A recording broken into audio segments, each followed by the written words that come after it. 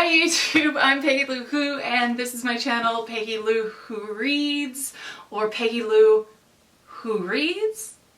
Welcome if you're new here, and welcome back if you are not. As always, I want to give a special shout out and thank you to my wonderful subscribers, all 38 of you beautiful people as of recording this. And of course, I want to give a special shout out and special attention to my supreme subscriber, Hey More, and yeah, let's get in.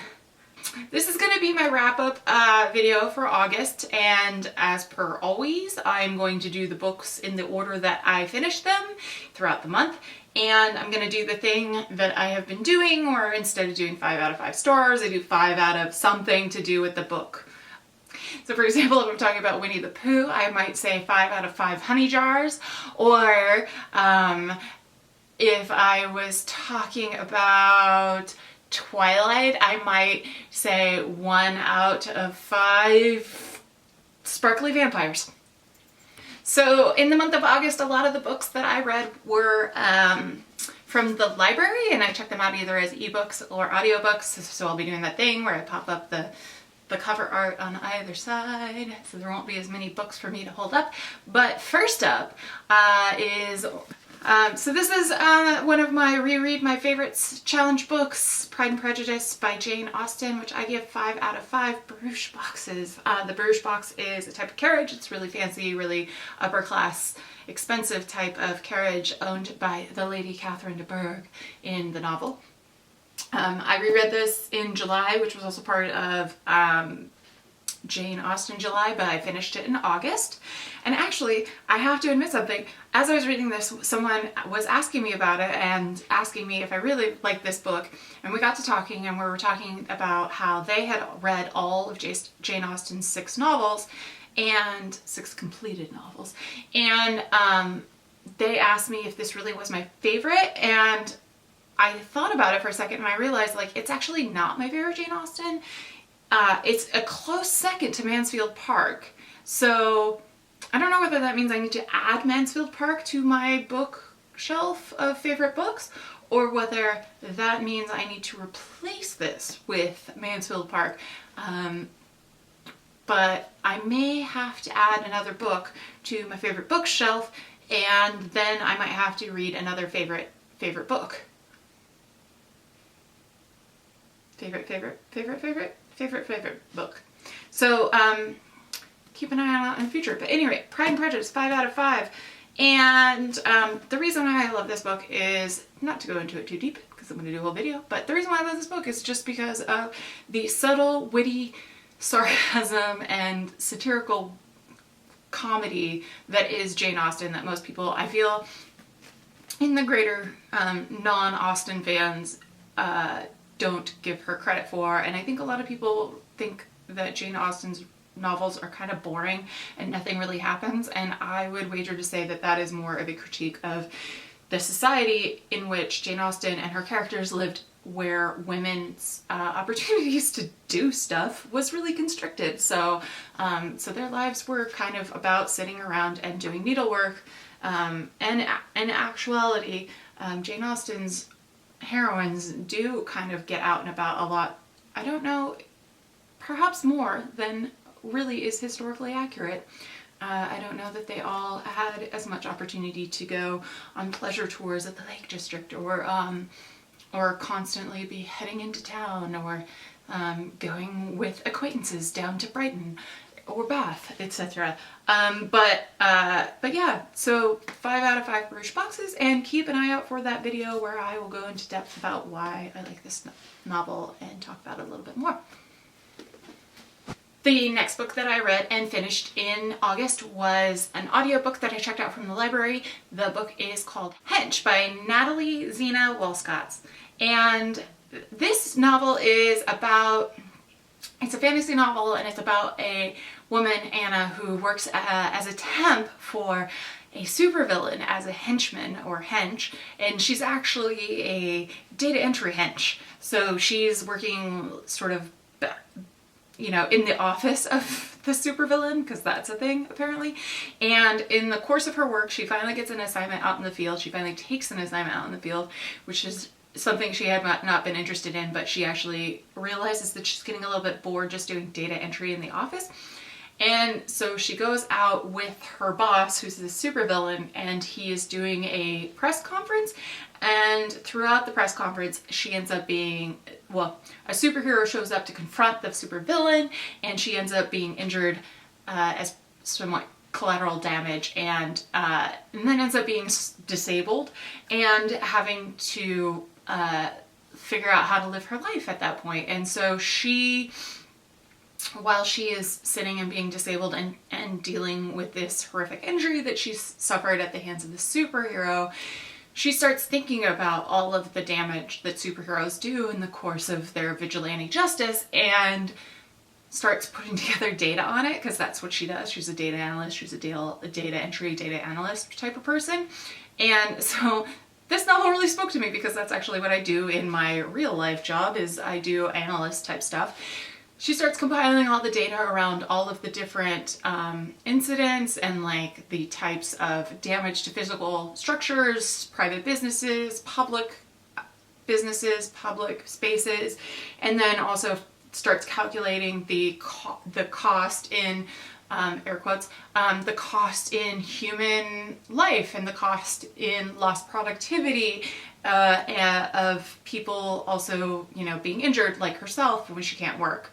So she starts calculating all this out and doing this analysis, and then starts a blog and social media accounts in order to sort of put her work out there, and people really sort of latch onto it. She starts going viral, actually, and because of the work that she's doing, she ends up getting the attention of another supervillain who hires her on. And so it follows her as she gets deeper and deeper into this world of the supervillains versus the superheroes. It's very charming. I really like this book because it is this really fantastical story about superheroes and supervillains, and there's, you know, people with superpowers, and then there's just people that are quote-unquote ordinary folks, and there's people that are enhanced, and yet at the same time they're all very human. And adding in what impact social media might have on that, there's some interesting commentary on how trauma affects a person and how trauma affects their life, their relationships, how you can become trauma bonded to somebody, but also how you can become, you know, your relationships and friendships can be disrupted by trauma as well.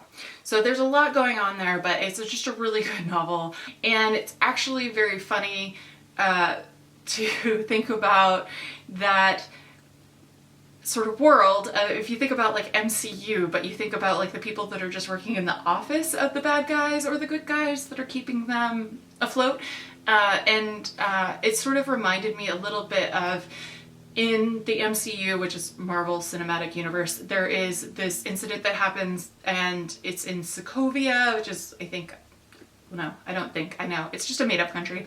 And therefore there are the Sokovia Accords, where the Avengers have to basically sign up to being regulated by the government. And so it sort of reminded me of that, of like who might have been behind the scenes for the government putting together the cost-benefit analysis of the Avengers. So she's kind of doing the cost-benefit analysis of the superheroes in her universe. It's not Marvel. But so yeah, so I listened to it as an audiobook, read it as an audiobook, and really enjoyed it in that format. The audiobook narrator is really good, and did good voices for the different characters, which helped distinguish them, but also was not obnoxious. Sometimes it is. So I give Hench by Natalie, Zina, Walschots 4 out of 5 James Bond / Q style gadgets, because there's a few of them in Hench. Next up in August, I finished The Lost Apothecary by Sarah Penner. Again, this is one of my Book of the Month Club books. I am not sponsored by Book of the Month Club. So this is a historical novel that follows a historian, Caroline, and she discovers a little glass vial that looks like it came from an apothecary, and it switches back between the past and the present day, where Caroline is researching and trying to find out where this bottle came from.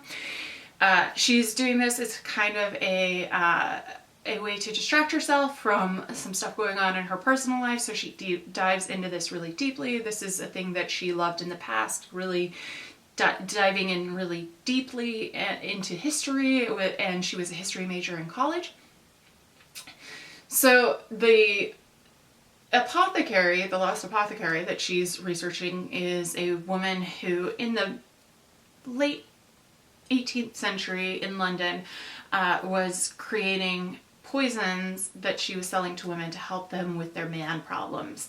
And so as Caroline is discovering more and more about the vial, more and more about the apothecary, and putting the pieces together, the story flips back and forth and tells sort of the backstory of this apothecary and then what happened to her as she was preparing and selling these poisons, and how that came to be really sort of develops as a mystery, both from Caroline's perspective of trying to figure out who this apothecary was, but also a mystery as we're being told the story of the apothecary and what happened to her, how she came to be making these poisons for women, and also what ultimately ended up happening to her, what was her fate.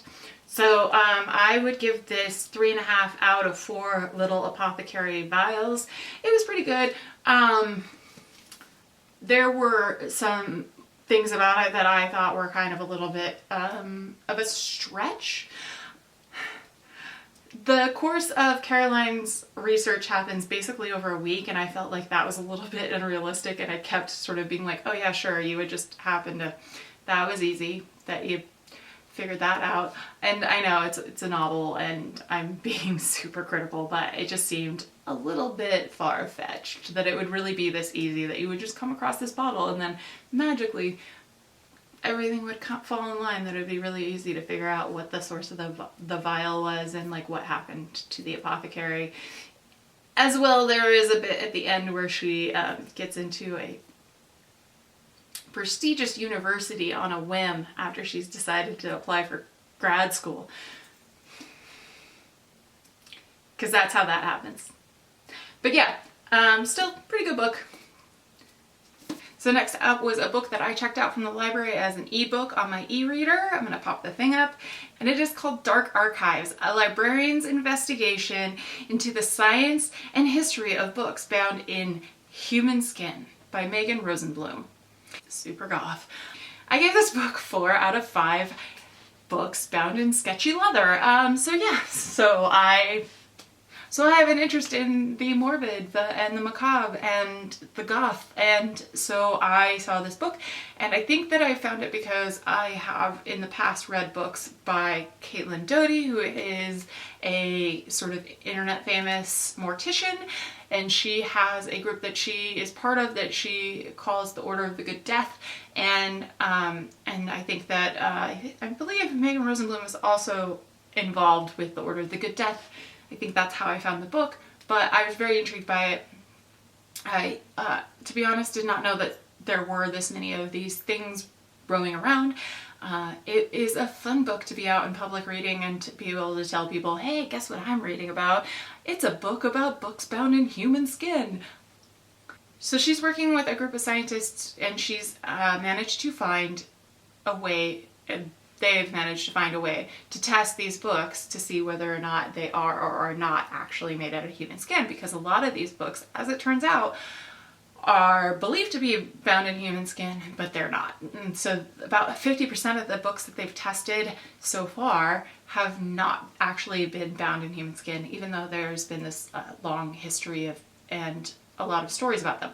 And she goes into why people might start rumors like that are untrue. She also goes into, in some cases where it's possible, the folks who did the binding or got the books bound in human skin, and a very smaller subset, because it's not really documented, of the people whose skin was used. So it is primarily people in the medical field, and that's how this particular librarian came to be interested in this field and get involved, because she's a medical librarian, and she, in a particular exhibit, came across these books that had been bound in human skin, and so she started working on that as a specialty.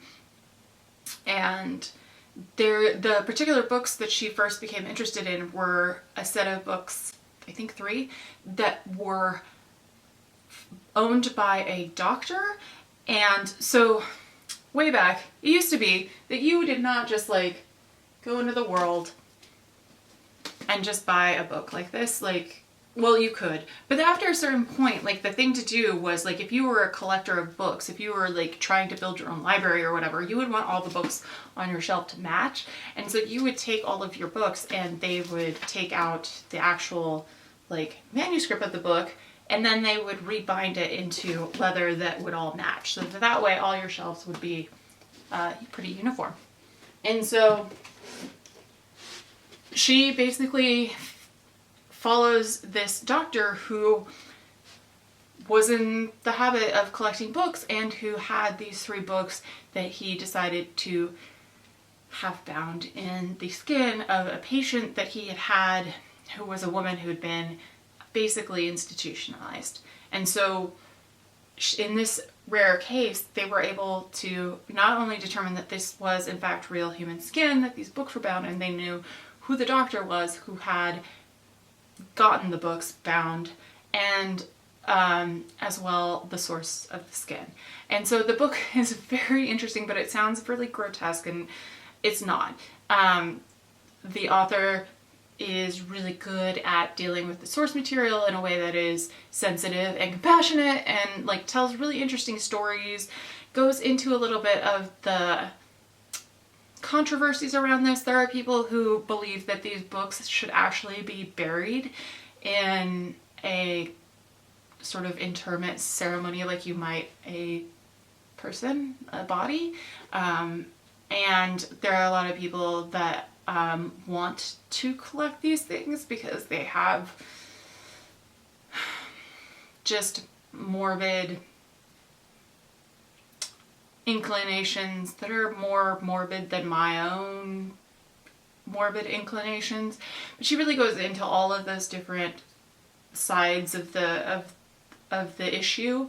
She also delves into like a lot of sort of myths around books that are bound in human skin. So there's this idea that the Nazis did this a lot, and a lot of this comes from the idea that there was at one particular concentration camp found to be allegedly some lampshades that were made out of human skin. So it, once you've heard about that, then it would sort of follow that you might think that there were books that were bound out of human skin as well. It seems to be not a very common practice, though, in the time of the Nazis. Also, one of the things that I heard about from someone when I was telling them that I was reading this book, like, oh yeah, they used to do that all the time with slaves in the colonies. She didn't go into that in the book, and so I don't know how much of that is true, whether that's something that she just didn't investigate or whether that's just another one of those myths. Who knows? But I found it to be really interesting and well written, and like I said, really sensitive to the topic. It could easily have gone off the rails into sensationalism, but it didn't. It's obviously a librarian and somebody that is somewhat academic and really comes at the topic from that perspective, and is not somebody that's just trying to write a titillating book about something that is taboo. And next up is another book that I checked out from the Oakland Public Library as an ebook on my e-reader, and that would be The Empress of Salt and Fortune by Nevo. The Empress of Salt and Fortune is a novella that follows the character She, who is a cleric who's sent to a mostly abandoned monastery that has a single inhabitant. She's sent to basically take inventory of all of the contents of the monastery and also record the statements of the inhabitant.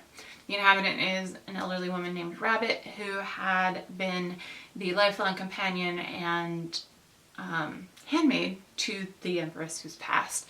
So throughout the novel, she basically is telling her story to the cleric. She is a non-binary character that uses they, them pronouns. So Rabbit is telling the stories of her life and time that she spent with the Empress. And the Empress is someone that was brought to the empire from outside, a political marriage basically, who then gave birth to the future emperor, but then was exiled. And so Rabbit was exiled with the Empress.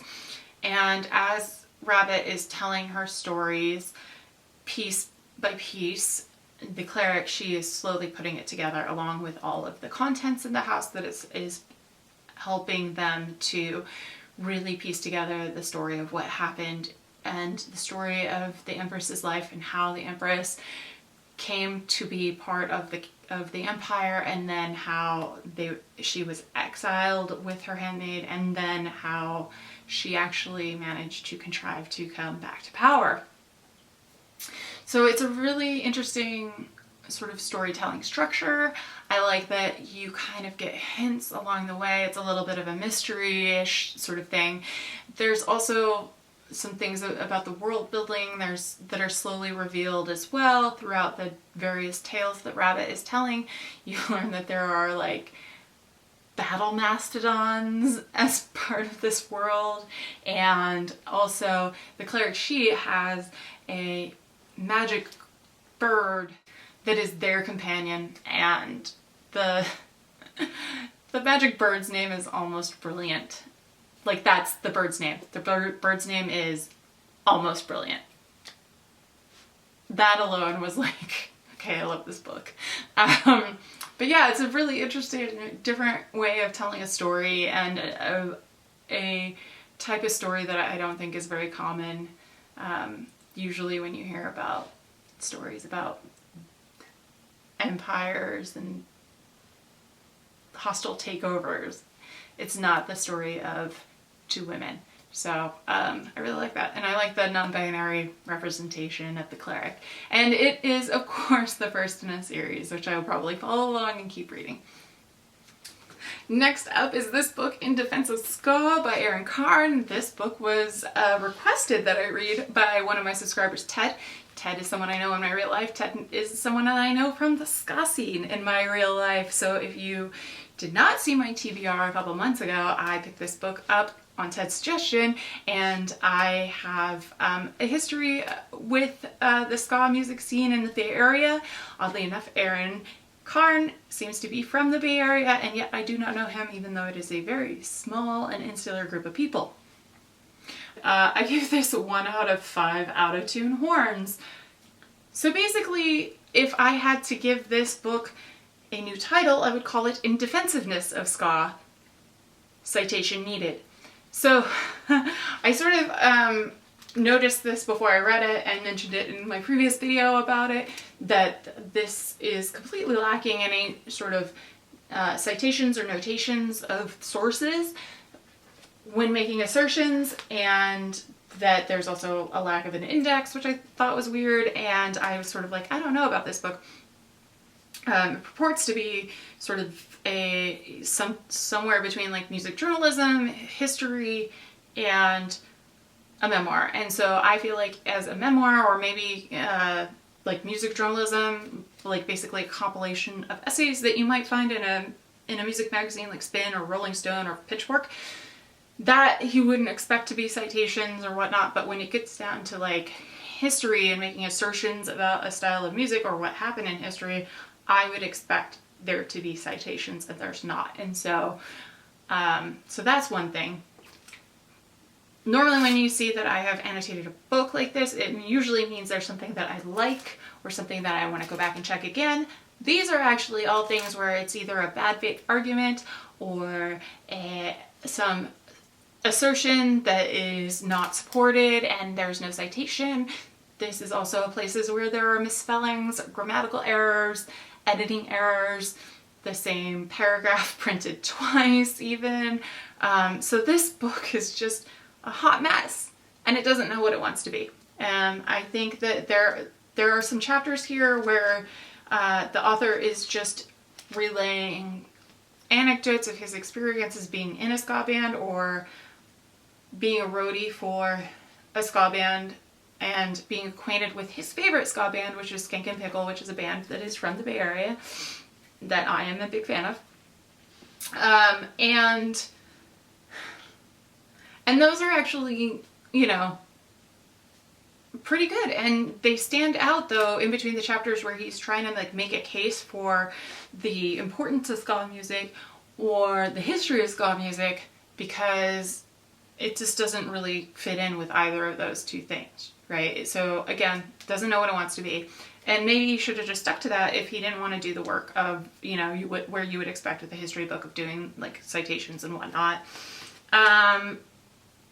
The other thing is just the author makes it really clear throughout that this is not a defense of all ska music. There is his type of ska music that he's really into, which just coincidentally happens to be not really my personal favorite type of ska music. So the author really wants to draw a lot of lines between the two and is primarily focused on defending the type that he likes more than the type that I like. Of course, like, there's no firm line of like, I only like bands that are like this and only like, you know, and just like with any genre, like if you're into metal, you're not into every metal band. Like there are going to be metal bands that you don't like. There's also like other random things in here where it's like, just, he brings up people out of nowhere and doesn't give any context for like who this person is and why he's talking about them, which is really funny. There's also one particular instance where there's actually a guy that I know and he has sort of a stage name, and he switches between the guy's like given legal name and his stage name without really explaining, which is like, I got it because I know the guy, but like if I didn't know the guy, I wouldn't have gotten it. So just in general, this is not like a great book, and it was really frustrating to me.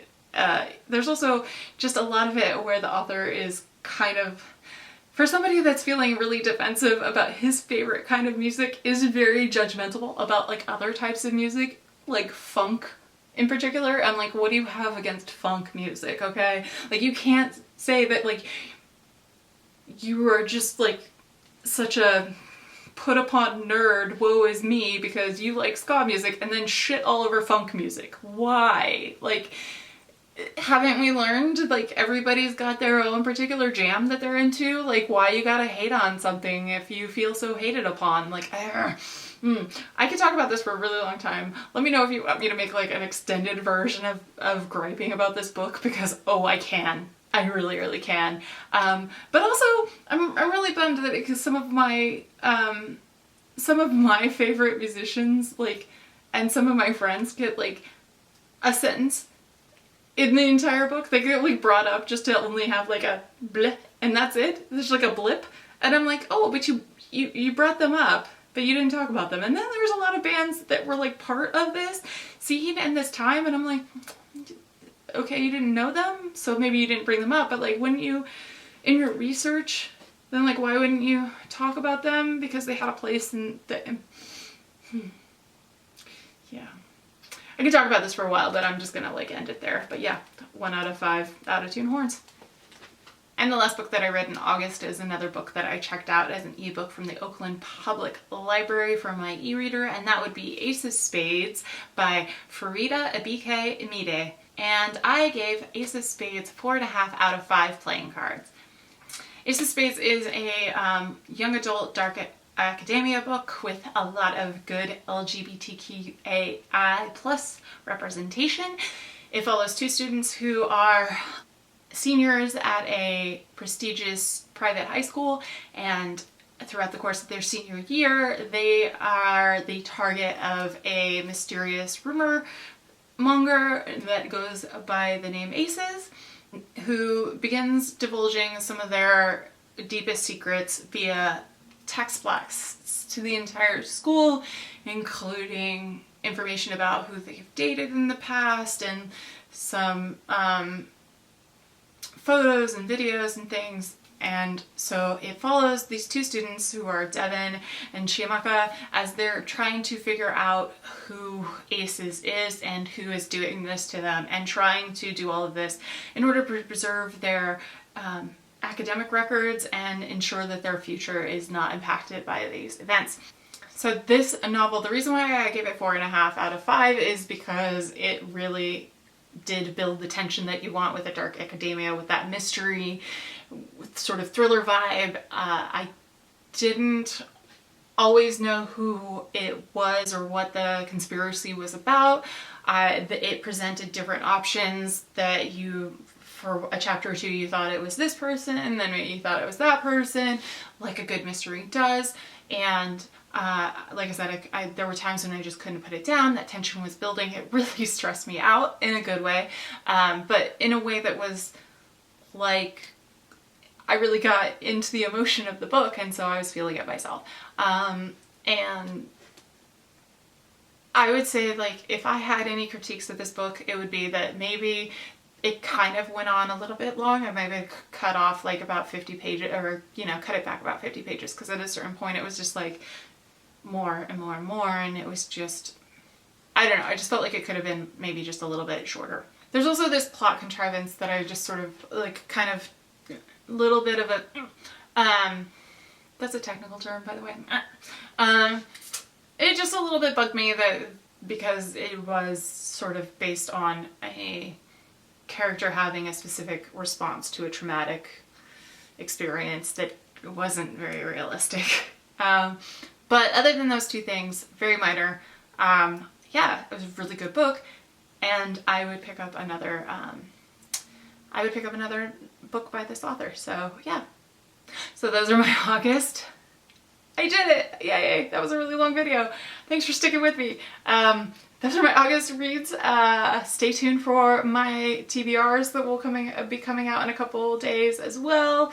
Until next time, read well.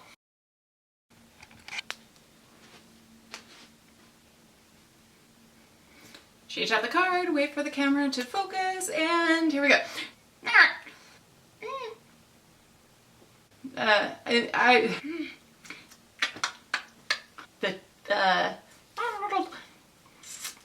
This is hard. That is hard.